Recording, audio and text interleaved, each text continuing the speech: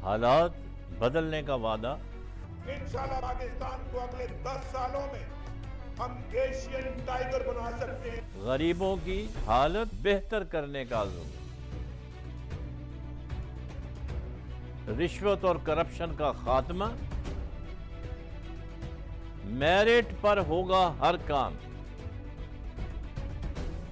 انصاف پر مبنی معاشرے کا قیام یہ ہے ہم سب کا خواب یقیناً بنے گا نیا پاکستان. یہ ہے ٹائم اصل پاکستانی بننے کا، یہ ہے ٹائم نیا پاکستان بنانے کا.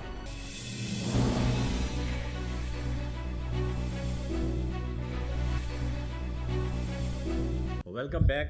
بریک پہ جانے سے پہلے جمیل احمد خان صاحب سے بات ہو رہی تھی. انہوں نے کہا کہ مجھے آپ نے 4 منٹ دینے ہیں. آپ نے جو سوال کیا ہے وہ اتنا ٹیکنیکل ہے تو اس کے 4 حصے بنایا انہوں نے. ابھی بات ہو رہی تھی کہ یہ جو دونوں ملک جو ہیں وہ ایٹمی ملک ہیں اور کوئی بھی جو ایٹمی ملک ہیں وہ آپس میں نہیں ٹکرائیں گے. ان کی بات میں بڑا وزن ہے. ابھی آپ دیکھیں جب امریکہ نے جاپان کے اوپر ایٹم بم گرایا تھا ہیروشیما ناگاساکی کے اوپر، تو اس وقت امریکہ نیوکلیر پاور تھا، جاپان نیوکلیر پاور نہیں تھا. تو اگر جاپان بھی نیوکلیر پاور ہوتا تو شاید امریکہ یہ قدم نہ اٹھاتا. تو آپ نے کہا ہے کہ جی بڑا وہ اتنا 5 ٹن کا جو ہو جاتا ہے کیوں نہیں ہو سکتی. جی ہاں بالکل. جنگ کہ ایک تو یہ کہ میوچول ڈسٹرکشن ہے اور دوسری یہ کہ پوری دنیا اقوام اس معاملے میں نظر رکھتی ہے کہ کہیں ایسا نہ ہو کہ نیوکلیئر اس میں فلیش پوائنٹ پہ آ جائے، کیونکہ آپ جنگ شروع کر سکتے ہیں، اس کو روکنا ضروری نہیں ہے کہ آپ کے بس ہاں بس کے پاس. اس لیے دنیا فکر مند ہو جاتی ہے. تمام تھنک ٹینک دنیا کے تمام حکومتیں فکر مند ہو جاتی ہیں. لیکن کیوں ہو جاتی ہیں؟ ٹیکنیکل بات جو میں کر رہا تھا یہ نہیں سمجھ رہے کہ اس کے پیچھے امریکہ کی بھی آشیرواد ہے انڈیا کو. میں بالکل سمجھ رہا ہوں. اگر چوتھے منٹ میں آتا تو وہ بھی بتایا تھا، لیکن یہ کہ چلے ابھی آپ کو میں 1.5 منٹ میرے ابھی پورے ہوئے ہیں، چلے 1.25 منٹ ہو گئے. تو اس میں یہ ہے کہ بیسیکلی جو میں ٹیکنیکل آپ کو بات بتا رہا تھا کہ جب غبار وہ دھماکے کا ہوتا ہے ایٹم، تو اس کے بعد وہ بادلوں سے اوپر 50 میل تک 50 کلومیٹر تک جی ہاں بالکل. اور جب وہ پوری دنیا میں پھیلتا ہے تو دھوپ ختم ہو جاتی ہے، قحط سالی شروع ہو جاتی ہے، وبائیں شروع ہو جاتی ہیں اور نیوکلیئر جو بیماریاں پھیل جاتی ہیں. جی ہاں بالکل. تو اس لیے دنیا فکر آج اسی وجہ سے اگر کوئی جنگ ہونی ہوتی It doesn't remain restricted to a particular area. پوری دنیا میں پھیل جاتی spreads ہے. پوری. اس لیے دنیا فکر مند ہوتی ہے. لہٰذا دنیا کی کوئی بھی 2 نیوکلیئر قوتیں جو ہیں وہ نہیں لڑیں گی. اگر لڑیں گی تو دنیا ختم ہو جائے گی، بربادی ہو جائے گی دنیا کی. اچھا اب رہا سوال تیسری بات کی آ جاتی ہے. تیسری بات یہ آ جاتی ہے کہ انڈیا اس وقت یہ کیوں کر رہا ہے.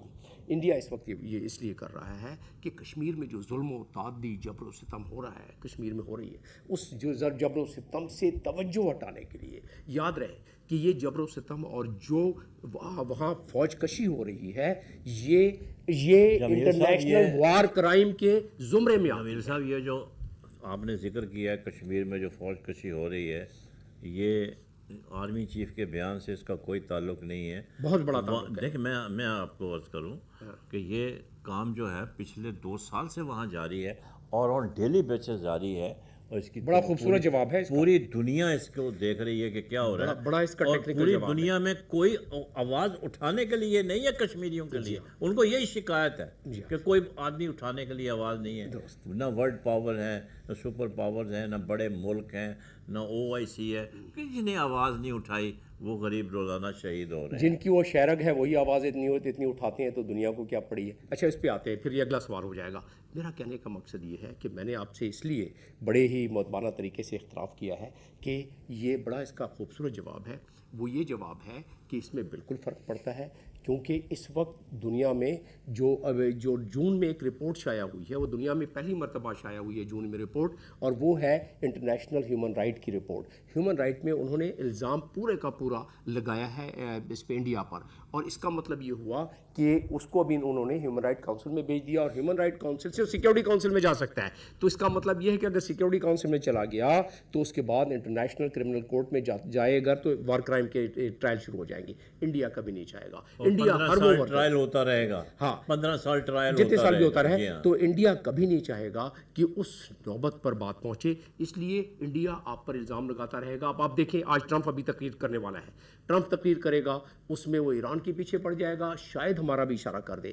بنگلہ دیش کو انڈیا ورگلا رہا ہے کہ بھائی آپ بھی پاکستان کے خلاف بولو. افغانستان کو انڈیا ورگلا رہا ہے کہ آپ بھی پاکستان کے خلاف بولو.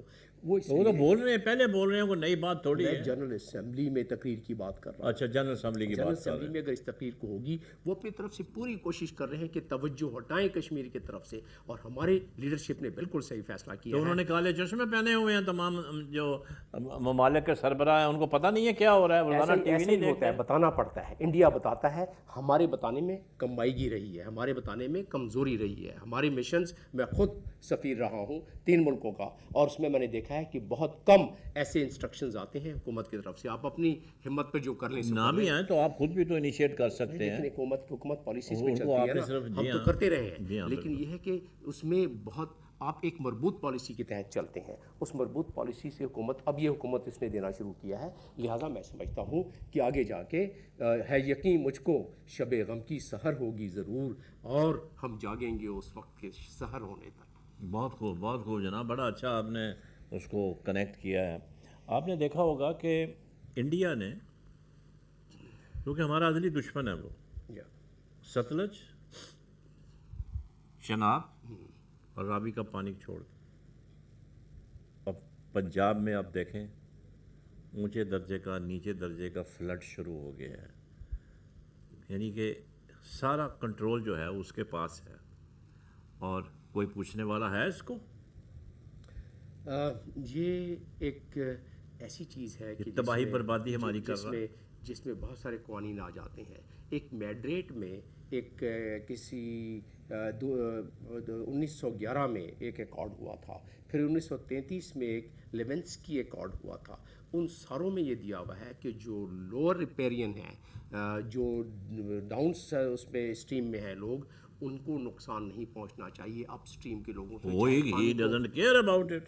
وہ تو نہیں کرتے ہیں. تو آپ کو اور مجھے اٹھنا، ہمارے ملکوں کو بتانا ہوگا نا کسی فورم پر. ہمیں اس کو ٹیک اپ کرنا چاہیے ٹیکنیکل شواہد کے ساتھ. اور ہمیں بالکل، میں سمجھتا ہوں کہ فارن آفس اب 70 سال میں آپ دیکھیں سوائے 2 منگلا ڈیم اور تربیلا ڈیم کے علاوہ ہم نے کوئی کوشش ہی نہیں کی. ورنہ یہ پانی چھوڑا تھا، اس پہ قوم کبھی معاف نہیں کرے گی.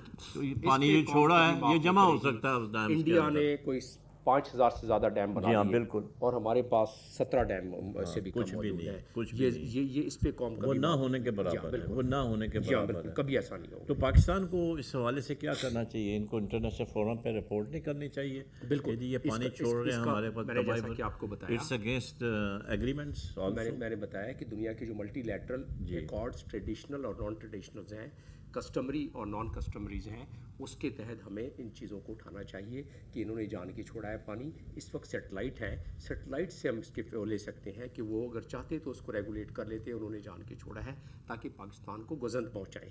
تو اس میں بالکل ہمیں اس میں کوئی دو رائے نہیں ہو سکتی کہ ہمیں اس کو ہر فورم پر بتانا چاہیے، کیونکہ آگے جا کے پانی کو روکیں گے تب بھی ہمیں بتانا چاہیے. اب بھی اس وقت پانی کو چھوڑ رہے ہیں تب بھی ہمیں بتانا چاہیے. ہمیں دنیا اقوام کو اس چیز سے آگاہ کرتے رہنا چاہیے. یہ نہیں سوچنا چاہیے کہ اخباروں سے پڑھ کے وہاں کے لوگ مان جائیں گے. اس کا طریقہ کار، اس میں پبلک ڈپلومیسی کرنی پڑتی ہے، اس میں ٹریڈیشنل ڈپلومیسی کرنی پڑتی ہے. اس میں جو فورمز اویلیبل ہیں ہمارے پاس، دنیا کے ملٹی لیٹرل فورمز، اس فورمز پہ جا کے بھی ہمیں آواز اٹھانی پڑتی ہے. وہ ہمیں کرنا پڑے گا.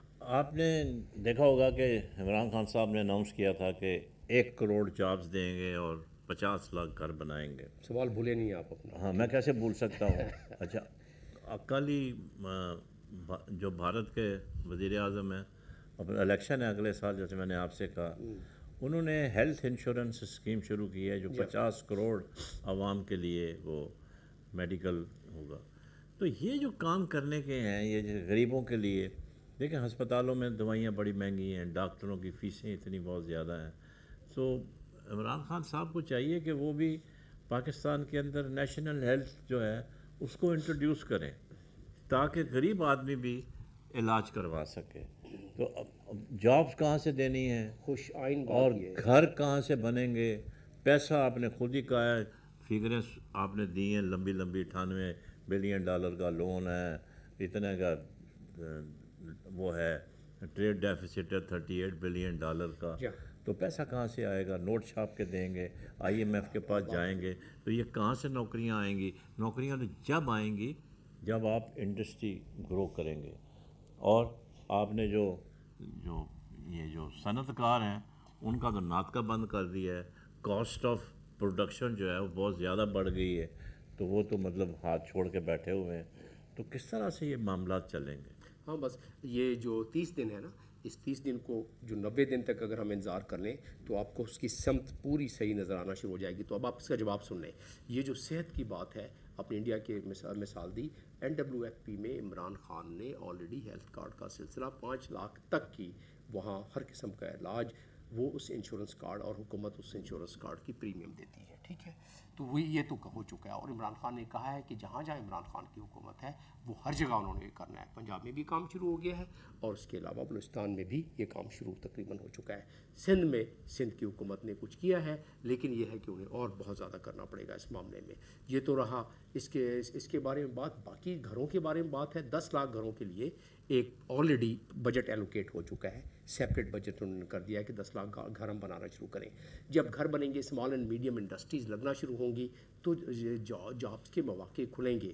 آپ یہ مجھے بتا دیں کہ اس وقت ہماری اوورسیز پاکستانی اور دنیا میں اس وقت حکومت پہ ٹرسٹ زیادہ ہے یا پچھلی 2 حکومتیں جو گزری ہیں اس پہ ٹرسٹ؟ موجودہ حکومت پہ ٹرسٹ زیادہ ہے. تو جب ٹرسٹ ہوتا ہے تو انویسٹمنٹ آتی ہے. جب انویسٹمنٹ آتی ہے تو پھر وہ ڈیم فنڈ میں بھی آپ دیکھا دل کھول کر چندہ دے رہے ہیں، تو کریڈیبلٹی جو ہے موجودہ حکومت ہے تو پھر اس کے بعد تو اس لیے کہ آپ کا جو لیڈر ہے، ٹاپ لیڈر ہے، وہ کرپٹ نہیں ہے. سب سے بڑی بات وہ کرپٹ نہیں ہے، اور جب وہ کرپٹ نہیں ہے تو وہ نیچے بھی کرپشن کو روکے گا. That is a fundamental point. جی ہاں، دیٹ از یہ ہے.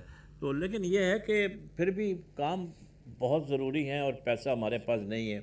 یہ اس کی کوئی انہوں نے پلاننگ نہیں بنائی کہ کتنے صوبوں میں کتنے گھر بنیں گے. اور دوسری اس میں جو سب سے بڑی بات ہے وہ یہ ہے، غریب کی ڈیفینیشن کیا ہے؟ کیا وہ سرکاری ملازم جن کے پاس گھر نہیں ہے، کرائے پہ رہتے ہیں، کیا ان کو مکان بنا کے دیے جائیں گے، یا ہر غریب کو مکان دیا جائے گا؟ یہ کلاسیفیکیشن نہیں آئی ہے. ایک آدمی ہے جو 50,000 لے رہا ہے، وہ بھی گھر نہیں بنا سکتا، زمین خریدنے کی وقت نہیں ہے. ایک 15,000 لے رہا ہے، وہ بھی گھر نہیں بنا سکتا، وہ بھی کہیں جھونپڑی ڈال کے بیٹھا ہوا ہے. تو اس کے خد و خال جو ہے نا، ایک جو آؤٹ لائن پلان ہے وہ بھی آنا چاہیے. اور پھر یہ یونیفارم ہوں گے، گھروں کے سائز جو ہے نا سب جگہ ایک جیسے ہوں گے. ان کی کیا ہوگی لاگت، کیا ہوگی؟ ہمارے ہاں اپنے بلڈرز ہیں، وہاں سے تو لنڈن سے ان کے ملنے والے دوست آئے ہوئے ہیں جو ان کو مشورے دے رہے ہیں کہ یہاں ہمارے پاس بڑے بڑے بلڈرز موجود ہیں جنہوں نے کہ چیپ ہاؤسز بنا کے دیے ہیں، تو ان سے خدمات کا فائدہ کیوں، ان کو کیوں نہیں آگے لے کے ایک چیز تو ابھی آپ نے بات کی کہ ٹرسٹ ہے. ٹرسٹ ہے تو ٹرانسپیرنسی ہے. ٹرانسپیرنسی ہے تو انویسٹمنٹ ہے. انویسٹمنٹ ہے تو جو لنڈن سے یا امریکہ سے لوگ آئے ہوئے ہیں وہ کم قیمت میں بنا کے دے رہے ہیں تو وہ نہیں. پر جب آپ کے اپنے ملک میں اسی طرح سے بات نکلتی ہے، انہوں نے لگژری گڈس کے اوپر ڈیوٹی بڑھا دی ہے. بڑی اچھی بات ہے. Why don't they been the luxury goods? پہلی بات تو یہ ہے. پھر ٹوٹل بین کریں، جو چیز پاکستان میں بن رہی ہے، جو بھی بن رہا ہے وہ باہر سے نہیں آئے گا. آپ کی market is flooded with Chinese goods, اور وہ آپ ان سے کمپٹیشن نہیں کر سکتے. اس کا ٹیکنیکل جواب سنیں گے یا پولیٹیکل جواب سنیں گے؟ نہیں جی، اس کے دونوں جواب آپ کے پاس ہوں گے ہی نہیں. جواب کیا دیں گے آپ؟ اگر آپ اجازت دیں تو میں ناظرین کے لیے بھی جواب دے دوں، آپ کے لیے بھی دے دوں. اس کا ٹیکنیکل جواب یہ ہے کہ جب آپ 100% چیزوں پر پابندی لگا دیتے ہیں بغیر اسیسمنٹ کیے ہوئے، تو اس میں آپ کے لائف سیونگ چیزیں بھی بیچ میں آ جاتی ہیں. میں لائف سیونگ کی بات نہیں کر رہا ہوں. دیکھیں دوسری بات کر لیتے ہیں. اس میں وہ چیزیں بھی آ جاتی ہیں جو آپ کی ان پٹ ہے ایکسپورٹ کے لیے. ٹھیک، تو اس پہ بڑی زیادہ تحقیق کی ضرورت ہے. ابھی جو انہوں نے لگائی ہیں پابندیاں، جو 5,900 آئٹمس پہ جو پابندی لگائی ہے اور جو ڈیوٹی ریگولیٹ کی ہے، وہ آئٹمس ہیں جس کا کہ ایفیکٹ نہیں ہے ان تمام باتوں پر جو ہم کر رہے ہیں.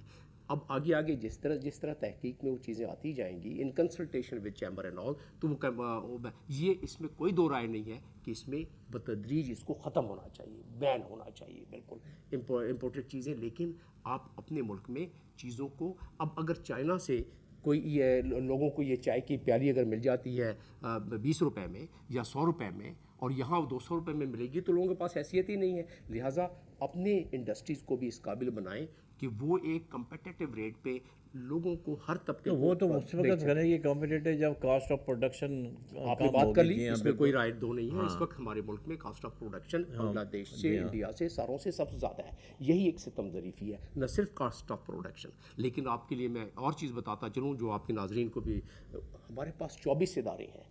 لوگ آتے ہیں اپنی کوئی انڈسٹری لگانے کے لیے تو 24 اداروں کے ساتھ ٹکریں مارتے ہیں. ہاں بالکل, وہ بھی اس کو one window system, one window ہونا چاہیے. بالکل ٹھیک کہا آپ نے. بہت بہت شکریہ جمیل خان صاحب آپ کا.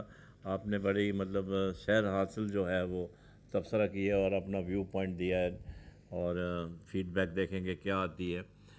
جیسا کہ آپ کو معلوم ہے کہ اسد عمر صاحب جو ہیں جب وہ اپوزیشن میں تھے تو وہ بڑے بلند باند دعوے کرتے تھے اور کرٹیسائز کرتے تھے نواز شریف کی حکومت کو کہ جی گیس بڑھا دیا, بجلی ٹیکس بڑھا دیے, فلانے کے اوپر ٹیکس اتنا ہو گیا, یوٹیلیٹیز پیٹرول کی قیمت بڑھا دی.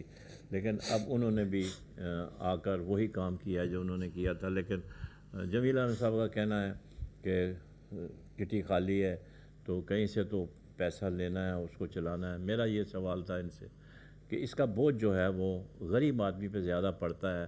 ان کا یہ کہنا تھا کہ جی نہیں, جو ہائر سلیب والے ہیں, جو ویل ٹو ڈو لوگ ہیں, ان کے اوپر ٹیکس ہے. ایسی بات بالکل نہیں ہے. اگر پیٹرول کی قیمت اگر 5 روپے بھی بڑھتی ہے تو اس کا ایفیکٹ ہر چیز پہ پڑتا ہے. اور ہمارے ہاں ٹیکس کا نظام اتنا ڈیفیکٹو ہے کہ we have not been able to streamline our tax system. آپ دیکھیں کہ بڑے بڑے اس کے اوپر بیٹھتے ہیں, کیا کہتے ہیں اس کو, نئے نئے قوانین بنتے ہیں, لیکن they always leave some loopholes. اس کا رزلٹ آپ یہ دیکھ لیں کہ ہم ٹیکس ایمنیٹی اسکیمز کا اجرا کرتے ہیں لوگوں سے ٹیکس لینے کے لیے. یہ کوئی راکٹ سائنس نہیں ہے. پوری دنیا کے اندر ٹیکس جو ہے بڑے آرام سے کلیکٹ ہوتا ہے. اور میں یہاں پر کو مشورہ دینا چاہوں گا کہ آپ, جاب امپلائمنٹ کا بڑا پرابلم ہے. ینگ پڑھے لکھے لوگ جو ہیں ان کو ٹیکس انسپیکٹر بھرتی کریں اور door to door, shop to shop جا کے وہ 15 روز کے اندر جا کے 15 ڈیز کے حساب سے ٹیکس اکٹھا کریں. آپ دیکھیں آپ کو لون لینے کی ضرورت نہیں پڑے گی. آپ اتنا آپ کا ٹیکس اکٹھا ہوگا کہ آپ کے پاس جگہ نہیں ہوگی اس کو سنبھالنے کے لیے. لیکن کیا ہے کہ ہماری جو قانون ہیں, جو قوانین ہیں, وہ ڈیفیکٹو ہیں. اور جب تک ہم پرانے سسٹم کو میں بات کر رہا ہوں, بری نہیں کریں گے, نیا ویژن نہیں لے کر آئیں گے, نئے قوانین نہیں بنائیں گے, اس وقت تک جو ہے معاملہ جو ہے وہ سدھر نہیں سکتے. تو ہم امید کرتے ہیں کہ یہ تو حقیقت ہے کہ as a nation we are impatient. جیسا کہ میں نے شروع میں کہا کہ ٹی وی کے اوپر بے شمار لوگ جو ہیں وہ حکومت کے اوپر تنقید کر رہے ہیں کہ یہ خرابی ہوگی. اگر انہوں نے جیکٹ کے بٹن کھلے رکھے ہیں تو اس کے اوپر ٹاک شو شروع ہو جائے گا کہ آج بٹن جو تھے عمران خان صاحب کے بٹن کھلے ہوئے تھے. تو یہ پنجابی میں کہتے ہیں آٹا گننی ہے, ہلنی کیوں ہے. تو آپ نے اگر آبجیکشن لگانے ہیں تو پھر تو دن چڑھتے ہی آپ شام تک آبجیکشن لگاتے رہے. یہ دیکھیں کہ ہو کیا رہا ہے, کہ آپ دیکھ رہے ہیں کہ تبدیلی آہستہ آہستہ نظر آ رہی ہے. اور تو میں سمجھتا ہوں کہ ہمیں موقع دینا چاہیے. At least we should wait for 3 months. اور خرابیاں ضرور پوائنٹ آؤٹ کریں. ہم اچھا کام ہے اس کو اپریشیٹ کریں گے, جو خرابیاں ان کو اجاگر کریں گے تاکہ وہ اپنی اصلاح کر سکیں. جب تک آپ جو خرابی ہے اس کو پوائنٹ آؤٹ نہیں کریں گے تو پھر اصلاح کا پہلو اس پہ نہیں برآمد ہوتا. آپ کا شکریہ بہت بہت. پاکستان پائندہ باد. حالات بدلنے کا وعدہ. इंशाल्लाह पाकिस्तान को अगले 10 सालों में हम एशियन टाइगर बना सकते हैं. غریبوں کی حالت بہتر کرنے کا عزم. رشوت اور کرپشن کا خاتمہ. میرٹ پر ہوگا ہر کام. انصاف پر مبنی معاشرے کا قیام. یہ ہے ہم سب کا خواب. یقیناً بنے گا نیا پاکستان. یہ ہے ٹائم اصل پاکستانی بننے کا. یہ ہے ٹائم نیا پاکستان بنانے کا.